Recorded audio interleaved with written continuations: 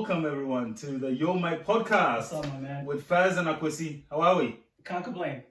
Can't complain. You can, but no one cares. Again, no one cares. No one wants to listen. I don't want to bother them with my problems either. So I care.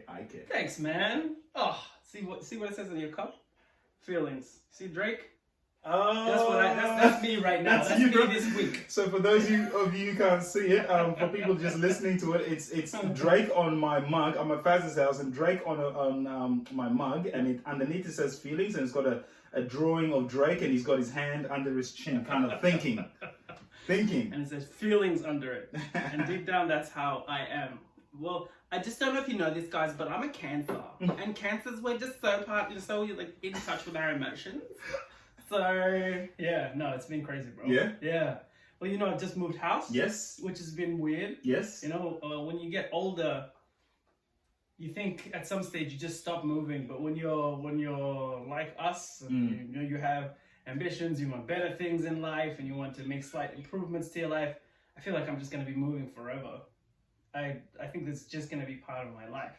Moving around. Yeah, like there's nothing wrong. I mean, eventually we're gonna buy another house again, and we're gonna stay in one area, or we might have that as our home base. Sure. But I mean, life is all about opportunities, right? So you never know where they're gonna come from. So in my mind, I never want to Be bogged down. Yeah, or just rest easy, you know, because it's good.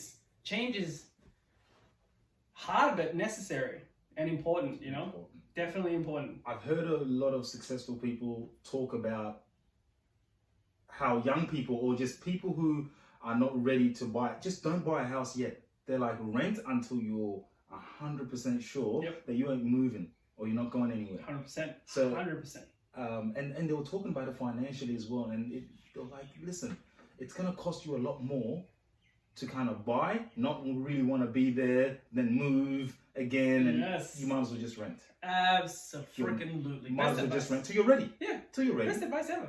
They're not saying don't buy, they're just saying wait until Take your time. Take your time. It's such a serious, like having a mortgage is such a serious commitment. People think from credit card to mortgage, not the same. That's huge. Not the same. That's huge. Yeah, man. It ends up being a trap for a lot of people, unfortunately. Absolutely. Yep. They, get a mortgage, it's the Aussie dream. House. Yep.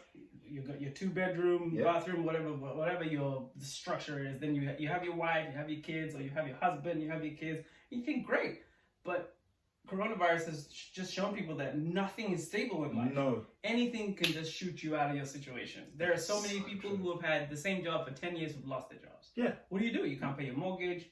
You're stuck. You want to look for opportunities in different states, or you want to move to a different country, or whatever it is. You can't go anywhere until you start. You can't. It's a blessing and a burden. Yes. For myself, from personal experience, I haven't been, I guess, that great in other jobs that I've had, right? Yep. For example, it might be HR, recruitment. I mean, I'm okay at it, but I guess maybe I don't put everything into it. Yeah. And because of that, I've kind of moved around. Right. I've moved around a bit, moving houses, moving to different countries or moving states. Yep. I'm comfortable with doing that. Okay, wrong words. Not comfortable, but I've done it enough. Sure. And now the world is kind of moving towards how I have lived life. Yes. And so I kind of feel that I've got a little bit of an advantage. I'm really happy with that because when I did it, I wasn't forced to do it. Yeah. I did it because I wanted to do it. And now COVID-19 has just forced people to change the way they do things, change the way they think. Yeah, basically change the way they approach life. Yep. So I don't think you should be bogged down in anything. Apart from, you shouldn't look at a marriage as being bogged down. No. A marriage should be something that is warm, that you really want to be in. Sure. Apart from that, marriage and kids. Apart from that, feel free. Just move. People say, I've got kids and I can't move. That's a lie. No, you can take your kids wherever. That's your wife. I say wife because I'm the man in this scenario, and my wife, my woman. My God. Oh God, all these. I'm so concerned about being PC. My wife. Oh, okay? Dude, she's your woman. My woman. Yeah. Cause like if I'm say I need to move to Canada, I can spend 3 months working, and my wife can stay here until things are good to go. You know, that's how our parents used to do Yes, stuff. that's what my dad did. What's the difference? What makes your parents and their situation any different to ours? People, you don't have to spend every waking moment with your partner, so to speak. If you need to do something, like for example, my wife is dead set never going to move to America unless I get unless I find a job there. Do you and blame get a her? stable situation. Of course, absolutely. I don't blame her whatsoever. But if I do find a job, say a dream job, you know, working for the NFL or whatever, something that I've dreamed of. She'll adjust. She'll adjust and she'll move for me. But at the end of the day, she'll make sure I have everything set up before she uproots her whole life and our child's whole life. Absolutely. That's just being sensible, right? That's what people don't do. It's the same. Mortgages and you mentioned marriages are the same. You can't. It's such a serious commitment, guys. My You should goodness. never jump into it. It's not. It doesn't. After a while, it's no longer fun. It's not just airy fairy. You become After a few months After a of few- you having that house, yes. the honeymoon period, The honeymoon period is great. You Then get what? Lots of good food, sex, having a good time. Yeah. It's fun. It's fun. Then it gets serious. Then your finances are all mixed up. Then you know if I have debts, I'm bringing that into that relationship. Absolutely. And you all have to work through all that stuff together. You know, so. Take your time. Take your time. I'm so shocked when people are 25 and 30 getting Yes. married. Like I was with my wife for A while. 11 years, Yep. 12 years before we got married. Yep. So it made sense and we were ready. Absolutely. But that's how long it took for us to be ready. People date for 6 to 12 months and are married? Get a year, two? No. Time, bro. Take as much time as necessary. Once you know everything about them, all the way down to their credit rating, then you move in with that person. Because then you know what you're in for. Interesting. You have to be ready for that. It's the same with a mortgage, bro. You need to know what you're in for. You don't just go all in and be like, now I'm committed to this life, to this living the Australian dream. On the other side, it's not really a dream. And also, just because it works for someone else doesn't mean that it works for you. 100%. I think we Good point. we look at other people and think, oh, okay, it worked for Johnny down the road or Amanda down the street, so it should work for me. That's a lie. Absolutely. You have no idea what's happening in their lives. Absolutely. And also talking about our parents and uprooting, my dad moved to Perth first. He set everything up. He made sure he had an apartment, he had a car, he had a job, and everything. And it took him some months before we came over. He set everything up. But I feel like nowadays when I speak to my friends, they feel that moving is just a monumental issue for their kids. They think, oh no, I can't do this to my kids. What are you talking about? You can't do this to your kids. It's not. You're not doing anything negative to your kids. No, absolutely not. Change is a part of life. Yes. To resist change is to resist life. Agreed. Because life will always throw you curveballs, and it's always going to change. 100%. One consistent thing that you have is change. So there's nothing wrong with that. I mean, I'm not saying move your family around every 6 months.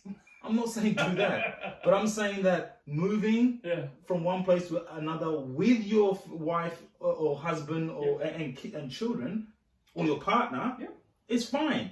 100%. I think I hear a lot of people say, oh no, I can't do that to the kids. No. Get out of here, man. No. Get out of here. It's nonsense. Makes I've no moved sense. so many times. Yes. We moved so many. Yes. Just because of where my dad got a job, where my mom got a job, where they decided to set up their business. I moved so many times. And look at me, I'm only half crazy, right? So I'm fine. It's a weird adjustment. Like, for example, when I left Melbourne to go to Canberra the second time to go back around, it was weird because I had a really great network of friends, just a big crew of boys, and we were, doing so well. And, I had friends who all wanted to succeed, so we're all working with each other to help each other succeed to a certain level. So none of my friends didn't go to uni, or that crew of people didn't go to uni, didn't do well at uni, didn't, get good jobs. They're all very successful people. Had I stayed with that cluster of people, I don't know where I would have been. But I had to move to Canberra, readjust. You give up when you're 16, you change, and you're just like, oh, fuck, I got to do this all over again. I have to make new friends groups, refocus. That adjustment was hard, but it didn't make me fail. It just made me stronger. It just made me realize I am capable of making friends even at an older age, and I am capable of setting things up, and I am capable of starting from scratch. And I think that's people get scared. It's very good to make your kids uncomfortable sometimes because it makes them stronger Absolutely. on the other end, So absolutely, like I said earlier, to resist change is to resist life. Because life is always moving around. Yeah. That is one thing that you cannot amend in life. The time's gonna go and things are gonna change. Yeah. Go with the flow, which is change. Yep. Change will go like a wave. You go with that wave and 100%. flow with it, because guess what? You can't do anything anyway. You Yep. can't go against it anyway. So why are you fighting it? People, what we do is we fight it, and then we get anxious, then we get, upset, and then it's like, well, go with that change. The change was coming. Yeah. It's showing you that it's coming. Go with it. Yeah. I'm kind of telling myself this. They say to teach is to learn twice.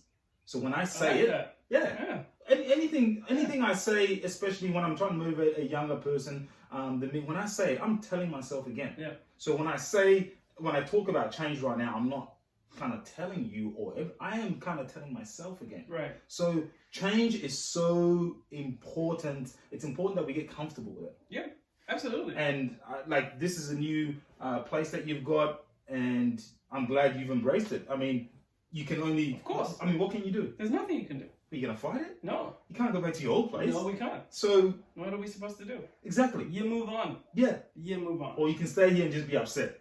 Which I could do.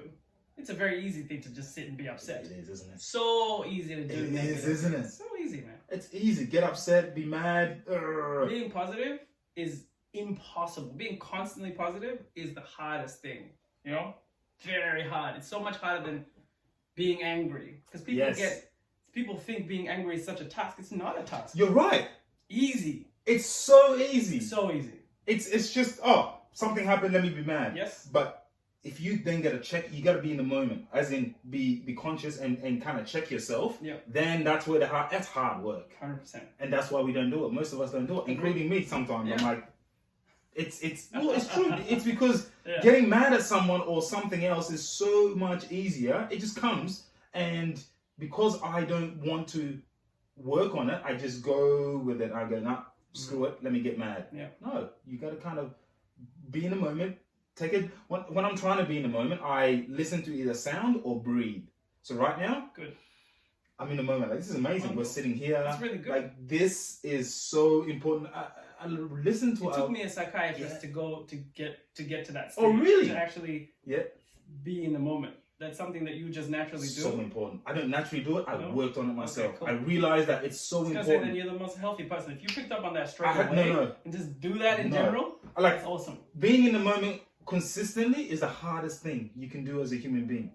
Is you can't do it all the time, because you're in the moment and then you forget about it for the most of the, and then you go, come on, switch. Something happens, I listen to sound or a deep breath, and I go, oh yeah, in the moment. I feel better. And not just I feel better, but I'm with Faz. Oh, this is great. Like, we're doing something here. We're just having fun. Who knows where it will go to? Like, life is good. I'm healthy. And it reminds me. It's a really good reminder. So basically just taking a deep breath. And I read another quote this morning. I've had it in my phone for a very long time, but it talked about the most precious thing in life is the present. Absolutely. And and unfortunately, for whatever reason, us humans, we're everywhere else but the present. Weird. That's actually really true. It's true. You don't sit there and think about what's going on right now. Right you now? always think about what happened yesterday or what is going to happen. Yes. Oh God, I do that so much. Everybody does that. Yeah, I do that a lot. Including me. Everybody does that. Yeah. But then you take a deep breath and then you're in the moment. The longer you can stay in the moment for, the more you will appreciate things and go, oh, it's okay. Right. So it's like a reminder, like a subtle reminder that I'm here right now. Correct. Right. I think the trick is the world or our brains trick us to go to be either in the past or in the future. You can't do anything about those two. So true. So true. I mean, you can work to make your future better, but you can plan it. Control it. You can't control it. No, exactly. So I mean, when I figured this out some years back, I didn't figure it out, but when I read it and it kind of made sense to me, I thought to myself, okay, interesting. So I put in like a formula for myself that I thought, okay, 5% live in the past, as in think about what you did in the past and how you can improve it. Yep. And reminisce. That's fine. Yeah. It's good. It's healthy to reminisce. Absolutely. Also, plan for the future, like you just mentioned. That's also very important in that you need to plan for your future. So, and that's another 5%.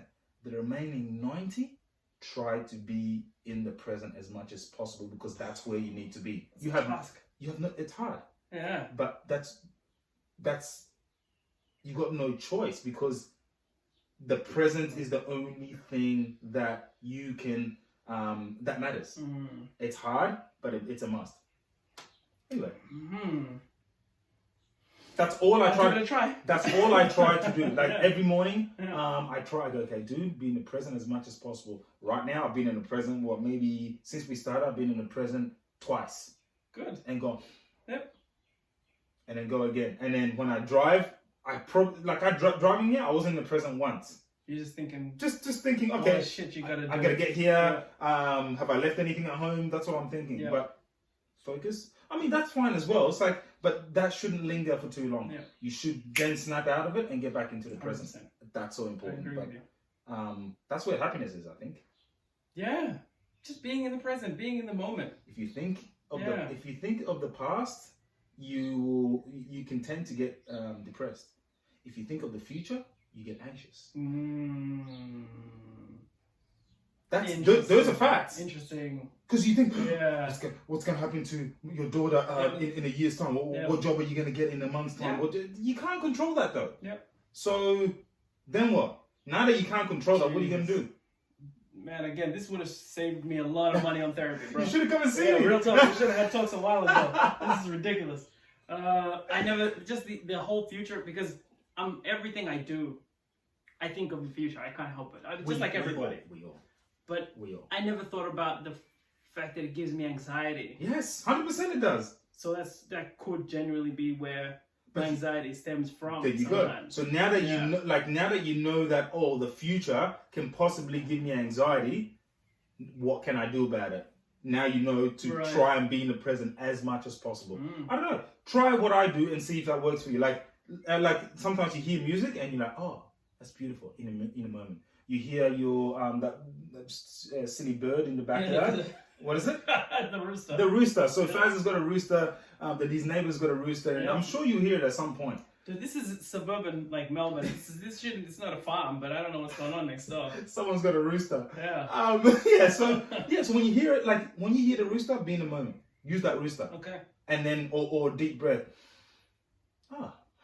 I like a deep breath. A deep breath. Deep breath's great. I like a deep breath.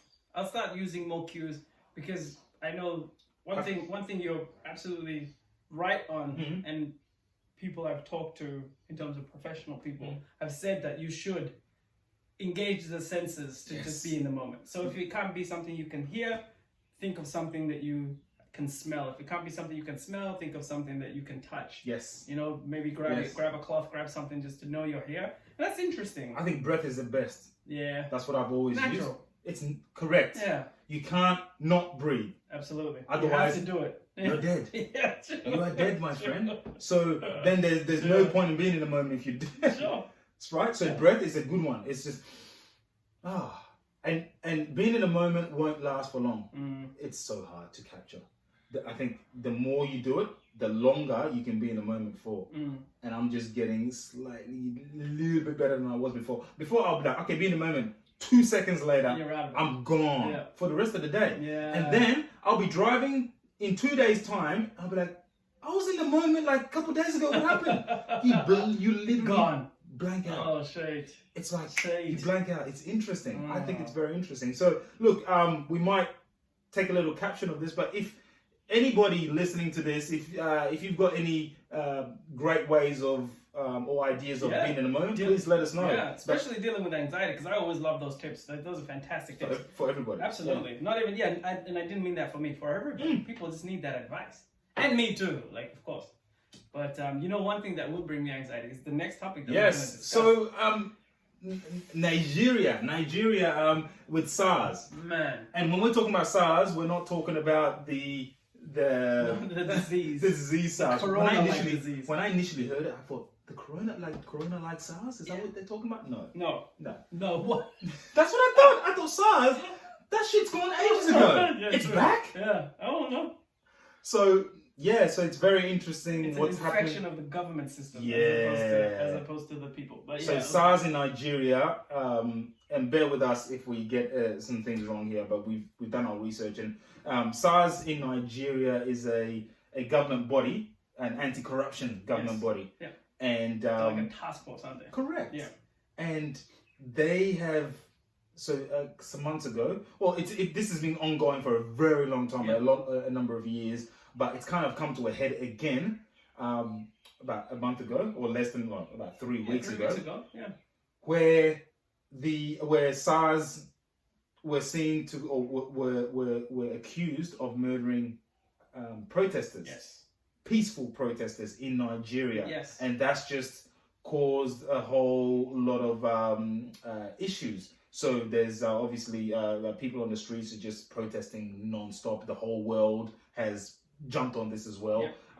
I guess black people everywhere have jumped on it. Absolutely. I mean, even other governments have jumped on it as well. But I mean, black people. I mean, not to the extent that not other enough. black people have jumped on, of course. Yeah. Correct. So that's common with our causes. Correct. So about for 3 decades up until 1999, I believe, so SARS were found in 1992. Yeah. Early 90s. Early 90s. Yeah.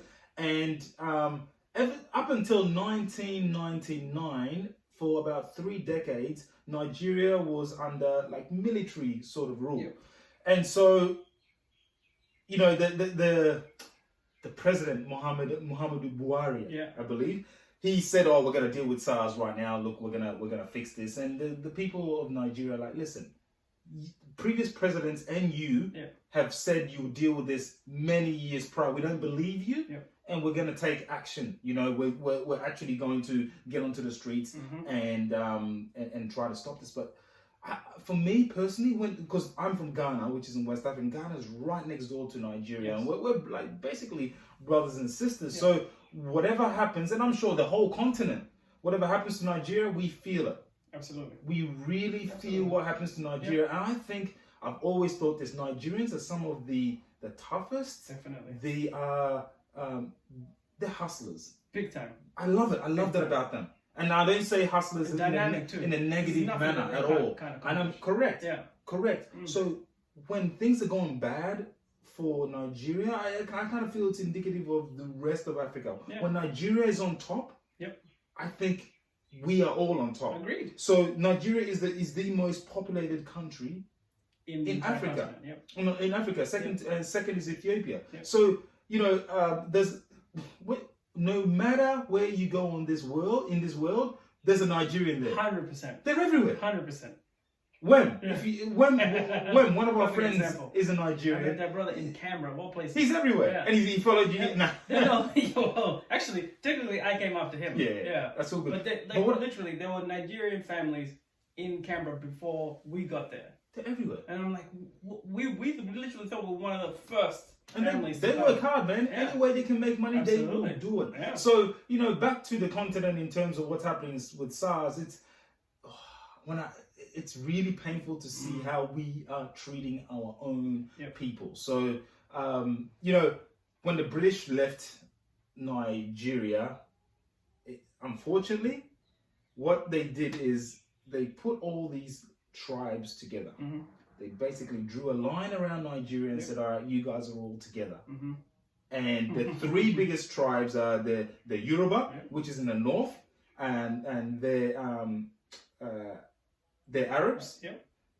You got the south west, and I believe that's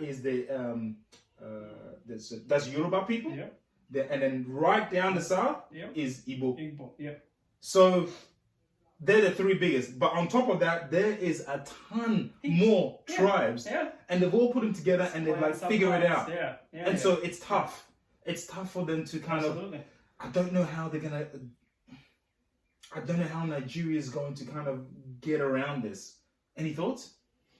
Or what are your thoughts on what has been happening, and how has it made you feel? Man. Because I truly feel, because Ethiopia, Nigeria, and Somalia, those 3 countries get their shit together. Man. No, I'm telling you, we'll all follow you. Seriously. We will the rest of Africa will follow you. Ghana's too small. Yeah. We're a peaceful country, but we're very small. You guys are big. So is Nigeria, and so is Ethiopia. Like, you know, the thing about and even throw in South Africa as well. The thing about tribalism is such a difficult subject. It's like something that's going to affect the continent forever until we can come to a stage. The only time I've seen any progress when it comes to tribal disputes is when something tremendously terrible happens, like Rwanda, for example. You know, that's the only way you can say this isn't okay. We need to stop this ridiculousness. Yes. And we need to work together to fix the country. Yes. That's the only time I've ever seen it happen. It has to get to a point where it's so bad that change has to happen. Has to. So you're saying that we wait too long until it gets right to the top, where the heads are about to explode, we can't take it anymore, and then we are forced. International pressure. And then we are forced to do something about it before we do it. Yep. That's an issue, And now Nigeria is... That's well explained, obviously one of the most powerful countries in Africa. Yes. Well, they have fuel, they have petrol. Mm-hmm. So the international community looks at Nigeria as an important country. Mm-hmm. So if any country, there are certain countries that have to succeed in Africa, like you said. Nigeria has to succeed, Kenya has to succeed, you know, South Africa has to succeed. There's always these pockets, you know, of different countries that you look at as the standard, you know, of people post or nations post colonialism who have had tremendous success from the standpoint of comparison to the other countries in Africa. So I think if there's going to be some level of tribalism being, because it's always going to be there. Unfortunately, even in Rwanda, like this is another topic we'll discuss on another podcast because it's a lengthy topic. Because things have been fixed in Rwanda to a certain extent, but there's still a melting pot. There is some real negative undertones because of what's happened, and anyway, that's a whole nother subject. If there is going to be a country that can get through this, it should be Nigeria. But at the end of the day, Nigerians and us, it's like Somalis, we're very similar in that sense that we're extremely proud. And we're extremely proud of the tribes or clans we come from. And it dictates everything that we do to a certain extent. I mean, that's starting to diminish in terms of our generation and the future generations, because none of that shit is going to matter. We're all spread all over the world, and that's never, it's going to change. But I think that the wheels of change, it's going to be too difficult in Nigeria, man. I don't see it changing soon. No, unfortunately, not it's not a positive picture. For me, I think it's only gonna get worse. Sadly, before it gets better. Absolutely.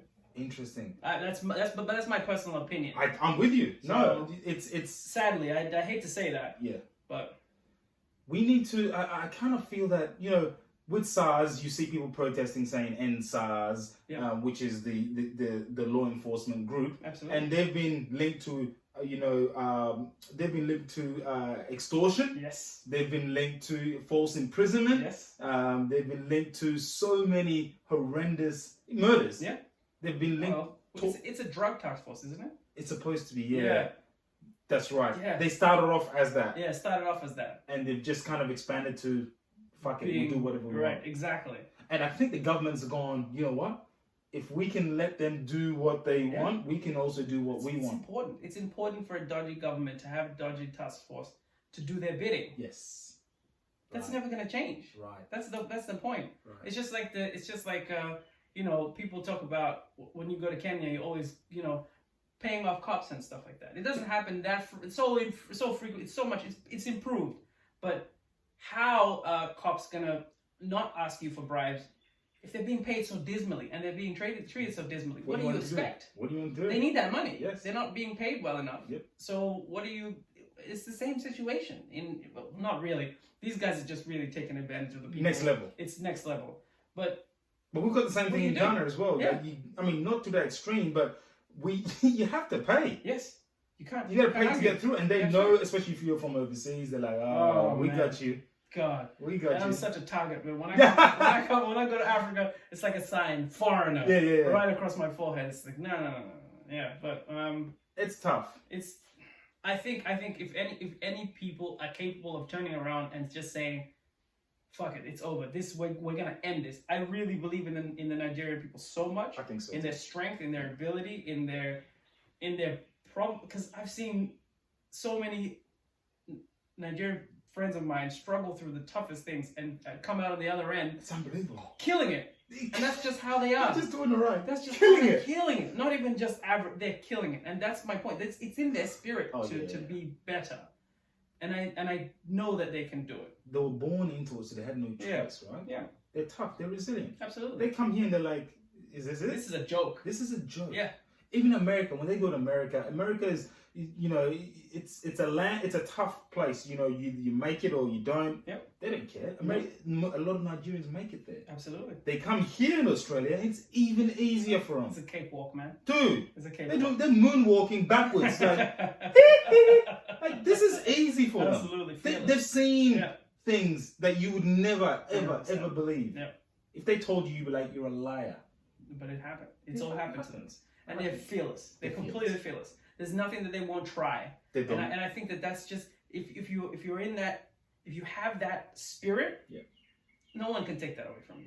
No one can take that away from you. No. Governments can try and quelch it, but they can never take that away from Someone's you. gonna take your car, repossess your 100%. car. Ah, that's cute. That's cute. Whatever. But the resolution of tribalism, Yes. never. In my lifetime, in my daughter's lifetime, in her daughter's lifetime, it's never gonna just go away. What is our solution to that? I think because I'm in a Ashanti, I'm in a Khan, and we've got different tribes in Ghana. Yep. And I think the issue. I'm from a know-nothing tribe in Somalia.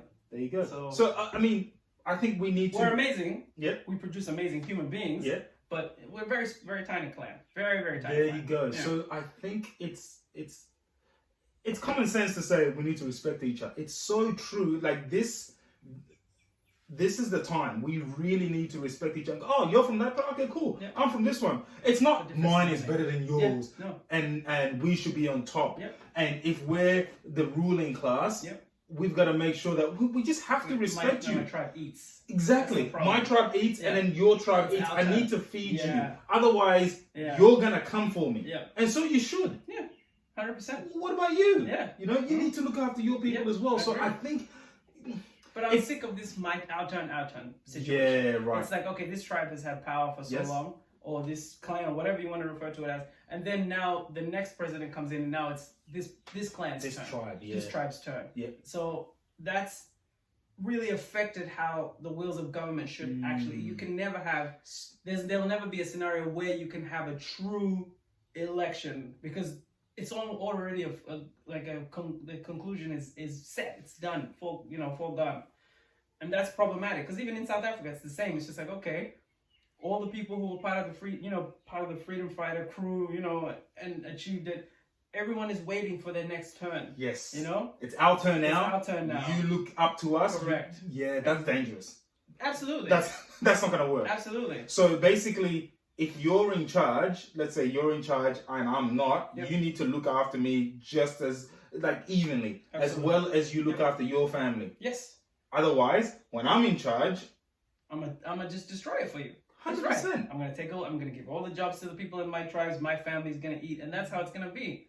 But that's the problem. Yeah. Okay. They already set that standard. Okay. Right, and the people who were part of liberating these countries had, the first leaders came from a specific tribe. Yes. So they took every advantage they could. And that's what you do. Yeah. You go from being in the bush and all of a sudden now you're the head of a country, You're like, I'm no longer the head of this tiny territory, or I'm no longer the elderly person in this title. I'm in charge of this entire country. It's our time, bitches. Yes. Well, Yes. it would change me too. Yeah. You know, that's why I'm saying it's really complicated. I would want the people in my community and my more niche community to be taken care of. And because I know that when it's your turn, it's inherently human. People think it's African, but it's not. No. It's inherently human. People, even people in England used to take care of themselves. They used to take care of their own families, and they used to take care of, you know, you become a monarch of a country, you're going to take care of the people that you take care of. Let me throw Right? you a curveball. You're going to give people lord titles and give them land, and they do that for the people who help them fight wars and win wars. Let me throw this shit has been happening you are 100% right. even outside You of know a lot more about this topic than me, but let me throw you a curveball then. Sure. So what happened with someone like an Obama? So when he came into power, black people were like, it's our time, Yes. bitches. Yeah. But really, he was just a symbol. Yes, of course. Unfortunately. But when Trump came in, he's helping his people. Absolutely. Right? Yeah. And prior to that, Bush Yeah. was helping his Of people. course. When a black man came Yeah. in, he wasn't, he No. just didn't, He's not allowed. he's not allowed. He was not allowed to do He couldn't even. He did everything for everyone else. Remember that? We've talked about this before, actually, one time. Remember that time he was getting off the plane, and then he turned his head when he saw that woman with a fat ass. Everyone was just like, we know Obama's a dodgy. Yeah, we see you. But he can't even do that without it becoming a He can't look? He can't even look. Damn. Because Michelle is his woman. Everyone knows that. Come on, Everyone, people respect Michelle more than they respect Barack. You Sure. don't want But Michelle will be fine with him, you know, having a look at her ass. Yeah, of course. Yeah, she'll be course. all right. Yeah, because she knows what she's got at home. Yeah, He knows what he's got exactly. at home. So it's fine. Yeah. But he wasn't allowed to. He couldn't show favoritism. Yeah, if he showed favoritism, then they'd be on his case. They were all on his case. He's from the start to finish. Everyone was on his case constantly. You can't be the first black president, and just say look after this black is people. it. That's right. But we needed that somehow. Of course we did. Fuck, we It's needed gonna- that. it's Because gonna now, come. he didn't look after us, so Trump comes in and goes, well, your dude didn't look after Yeah. you. What the fuck do you want me to do? Exactly. Why should I look Yeah, after sure. you? You had your chance. Good point. Good point. Interesting. But This is a very deep conversation. We It's have to that's- continue this no, 100% because it's got deep. a lot to them. It's got a lot to do with them losing Senate. Yes. the Senate the next term, and then because the power was in their ball was in their court, and he pushed to get healthcare through. yes. If he had gone the other way and just knocked off a bunch of other things, Yes. he used all stock to get healthcare. Obamacare? Yeah, Obamacare. He used all the stock he had to get through, and it was tremendous because he did the right thing because he got 35 million people who couldn't have healthcare. He got them covered. That's so and that's the most important thing. It's a my tremendous thing. But had he just done the little things, he would have maintained Senate, and then he could have just said, "Okay, this is my last term. We're going to knock out." This would have been my opinion if I was part of his cabinet or whatever. I would have advised him just chill on the healthcare thing. We'll get there. We'll get there the second time round. Isn't Trump trying to erase that a little bit? Slowly but surely. What's I know, right? Damn. But he could have done a lot more if they still had Senate. If they still if they were still holding the Senate, second term, he would have just knocked everything out of the ballpark. That would have been my advice to him. But other people they disagree. You can disagree with me, but I think that's what happened. So, back to SARS in Nigeria. Yeah. I love and hate the fact that it takes this to kind of bring us all together. Africans everywhere, all across, in the diaspora and across Africa itself. Yeah. We're just bleeding for Nigeria, going, we feel for you, this is bullshit. Like, Absolutely. it's on social media, and I don't trust social media too much because, people are very quick to, put something up there for a day and then, but truly, when I met other Africans, they were talking about it, and you could feel that other people were really distressed about this. And look, to our Nigerian brothers and sisters listening, we're with you. Absolutely. And look, we pray that SARS actually gets disbanded, correct? Yeah. And we hope that We just pray you're never just going to be shot on the streets for speaking your mind. Yeah. And we're with you. Like we're with you. I mean, obviously we're like brothers and sisters, kind of bickering with each other once in a while, but it's all love. We are definitely we're definitely thinking about you 100%, through these hard times, because I can, people in the diaspora would feel guilty as well. Like, oh man, we're over here and now people are struggling. I can understand that. So, look, let's hope and pray that the issue in Nigeria, or the issues in Nigeria, kind of slowly but surely kind of work out. Because, like I said, we need you guys, the Somalis, the Ethiopians, and Nigerians. No pressure. Because, look, you guys are the big dogs. You just are. It is what it is. I like to say Ghana's the big dogs, but we're not. We're a different kind of people. Where we're just peaceful. We're like, we're chill, cool. When there's wars everywhere else, people come to us. Peaceful and thoughtful. People come to us. Give yourselves that credit. Yeah, you speak to a lot of people who are from either Nigeria or from Kenya or other parts, or Sierra Leone or other parts of Africa, and I speak to them and they go in Australia and they say, we went through Ghana. I go, what do you mean? They go, we stayed in Ghana for 6 months, for 3 years, for whatever it is, and they've lived there. So we get people in, but we're not the country that is going to kind of galvanize everyone to say, let's go. I think that's a Nigeria, that's a Somali, and that's an Ethiopian thing. Even though we're still going to play our part. I'm not, to my Ghanaian brothers and sisters listening, I'm not saying that we can't. I'm just saying that it's more probable that you guys... It was your president who led the charge. He did. Yeah, I love that. I love that. With liberation. Sure. So, It is. So, moving on. Yes. Let me just say one thing. Yes, absolutely. My bad, yes. If there's anybody who can achieve anything in this entire continent, I have such faith in Nigerian people. Nigerians are just the freaking best, right? They're good. Okay, outside of Somalis, look, it's fine, but Nigerians are just the best. If there's anybody who can accomplish this and who can actually fight physically and mentally back against the government, it's you guys. Truly, you can get it done. Don't lose hope. Don't lose faith. Just get out there and get it done. 100%. Check out Israel Adesanya. Absolutely. UFC fighter, and Kamaru Usman as well. So Israel Adesanya is the middleweight champion of the UFC, and Kamaru Usman is the welterweight champion, both Nigerian. Unbelievable fighters. It's something in their head. They work on their minds, those guys. Anyway. So, another thing that I kind of wanted to talk about is the obsession. I love obsessions. I love to, what I find that what I watch compared to what a typical woman would watch is totally different. Absolutely. So, for example, why are women so obsessed with true crime stories? Like, most women are obsessed with true crime stories. One of my sisters, I think both my sisters are. A girl is, my wife, your wife, even my mum, friends. Constantly, my mum watches them. I find that very interesting. Now I did obviously some research as to why, but I, in my mindset, I thought, okay, I think I know why. But tell me, I'd love to hear your theory. Let's tell me. There's also been an increase in crime podcasts because of this. So many of them. So many. Yeah. I think men have a higher threshold of gore, and we're more interested in war. Yes. I think it's because we can put ourselves into it. Yeah. And go, oh, okay. Excuse me. Yep. That possibly could have been me in the 60s or whatever, or 40s. Sorry. Yeah. But did you guys hear that? That rooster. That's the rooster. That's the rooster we're talking. Guys. Be in the moment. Absolutely. Use that rooster. Channel my inner rooster. I'm gonna start crawling too.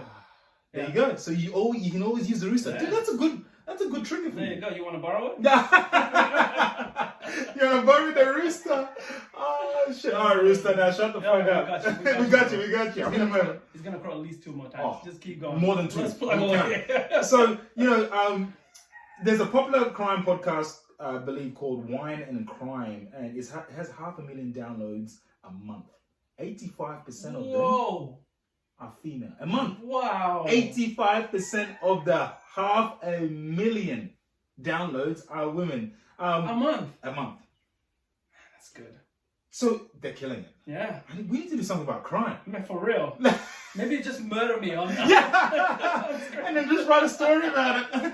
No, we can write a story about murdering the rooster.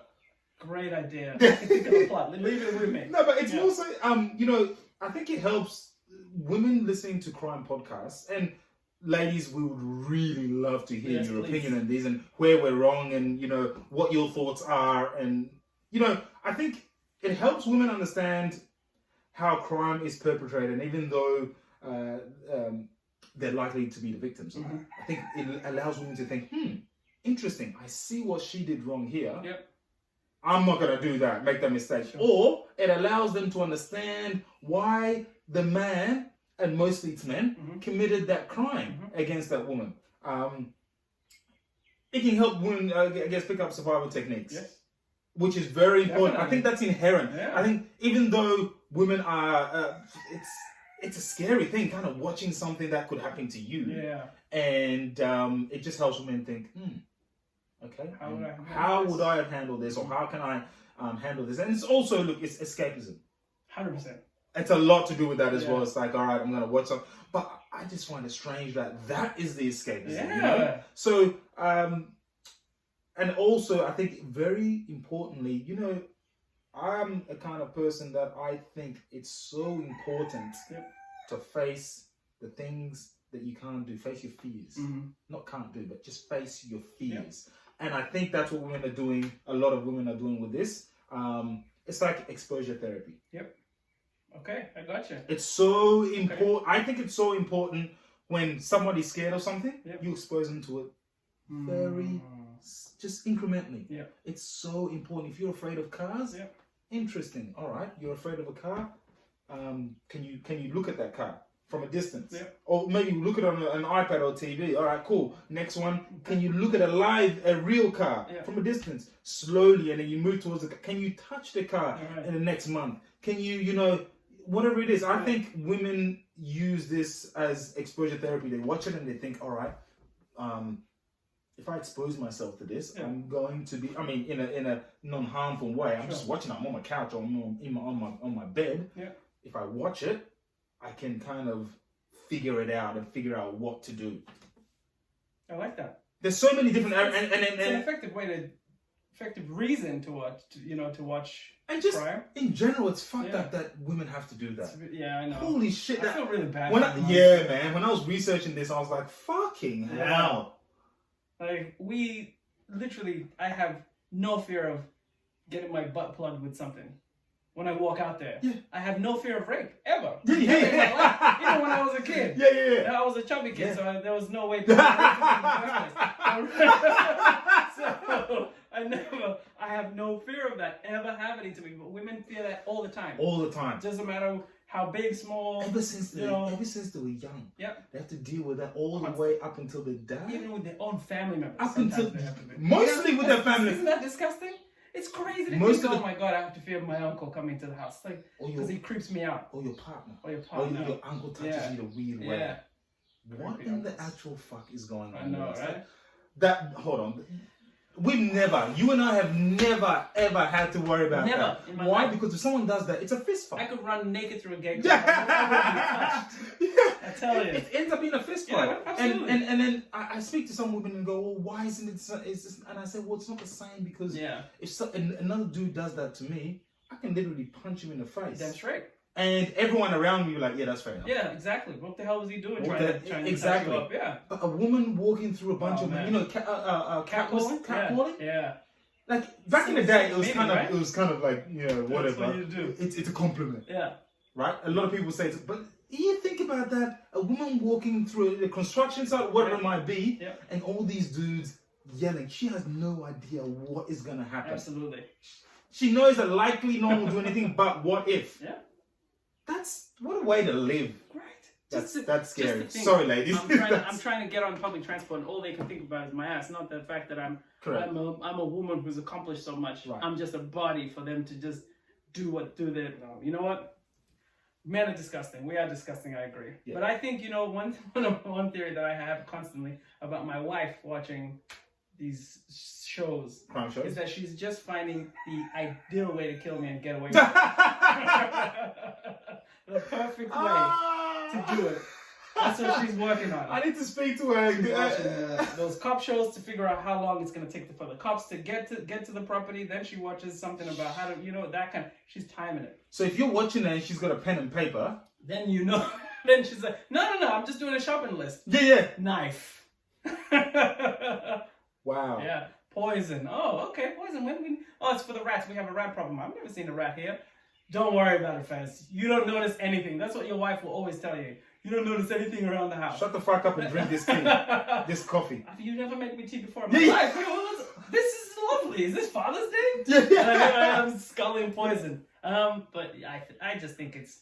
That's pretty I think it's important for I think it's good. I never thought of the theory of desensitizing yourself to all the crazy stuff that's out there. And it's good. I think it's the ultimate distraction, because when I watch it, I'm always like, what happened? How did this happen? When? How did he manage to get from that property to this property before? I watch little bits and pieces of it, not much, but women just sit down and consume it consistently, on a consistent basis. Yeah. And to me, it blows my mind. I'm like, I don't want to watch that, but a lot of women love to watch it. Absolutely. I mean, they really love to watch it. And they're talking to each other about, I guess, they're sharing notes with each other, going, hey, girl, make sure you're macing your bag, or don't walk at these times. Imagine not being able to walk at night at certain places at certain times because of...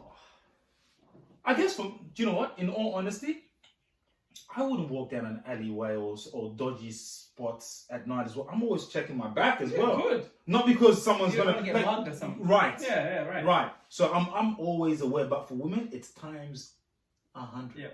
It's a constant fear. It's a constant And it's fear. not just, it's the raping, the mugging, the everything. They have to worry about it all. Because even a tiny person like Gavin Simple, for example. Yeah. He's a tiny dude. He's a great dude. I love that guy. He's a hilarious comedian. But even him could take my wife. If he really... That's my point. Yeah. And to me, he's like, that's no challenge to someone like me. Yeah. No offense, Gavin. But I'm just saying, right? Oh, I'm going to show Gavin this bit. I'm going to show him myself. I love the guy. I really love the guy. So this is no offense. He's a small guy. He's a small guy. He's very skinny. So... But he could force himself on women who are smaller, right? And that's the thing. Guys his size, guys his size, right? Yeah. So it's like even that guy, and he's the nicest person too. But just to have a fear of thinking maybe someone like him would try something. Just a fear. Just to have that in the back of your head, how scary is that? That's not cool. Keep watching your crime shows if it's gonna help. That's all I say. 100%. Just don't involve me. I just want to watch basketball highlights. Yeah. I'm good. That's interesting. It's sad that. That's the world we live in. It's reality, bro. That is reality. Corruption in Africa. Yeah. That's an overarching big problem. But just think about all the women at the bottom of that scale. Yes. And it's so much scarier for those women. And women have to do that because if they meet 1,000 guys, and one of them is that kind of a guy, and she doesn't pay attention, she's in trouble. Do you know what I mean? Yep. Like, she's in trouble. And it doesn't mean the 999 are bad. We're good. Yeah.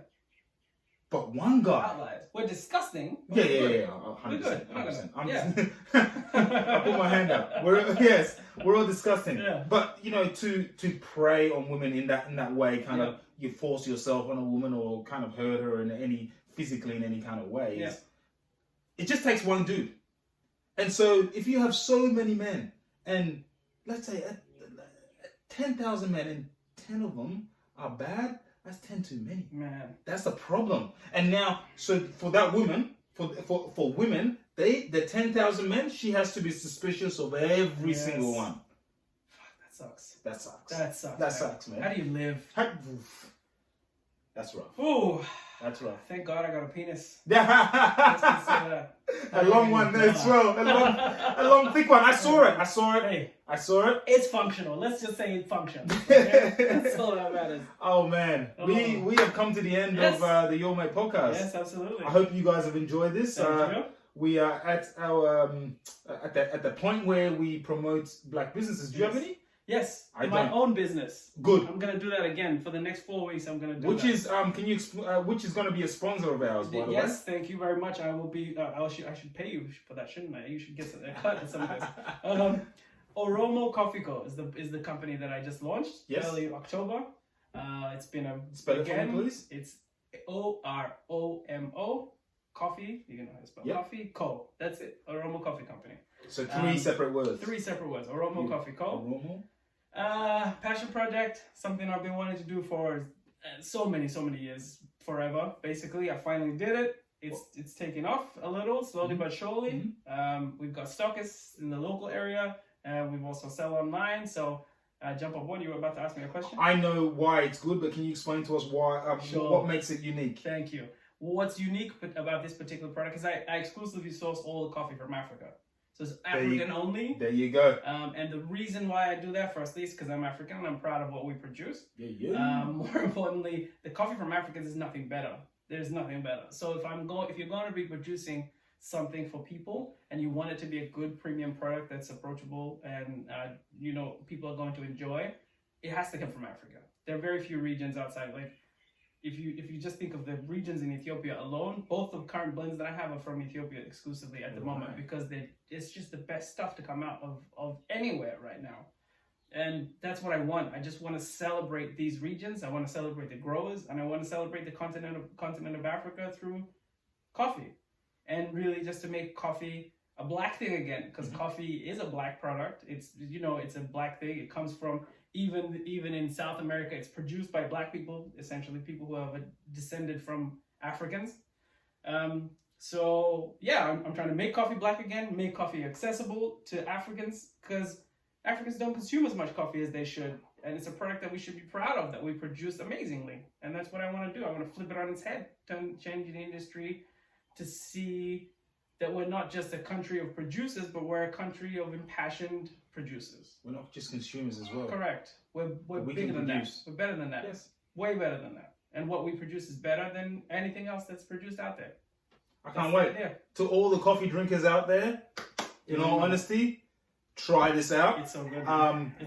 Reach out to Faz. You can reach us on the Your Made podcast, or Faz, what's the website? It's shoporomo.com. So SHOPOROMO.com.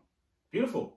Well, we've reached the end of the podcast. Yes. Thank you very much, guys, for sticking with us for this long, and we really appreciate your love and support. Absolutely. We look forward to, connecting soon. So again, from Faarah Nur Akwasi, if you want to support us, please do us a favor and tell a friend or 10. That's all we want from you. We want you to, tell as many people as possible. So to listen to our podcast. So really appreciate your love and support. And the 5-star, 5-star rating on Apple Podcasts. We've already got a couple. The only way we're going to really start to succeed on that platform is if we continue to get more ratings. So let's kick the algorithm in the dick, as I like to say, and get those 5-star ratings all the way up. God bless you guys. Peace. Stay woke, stay awesome.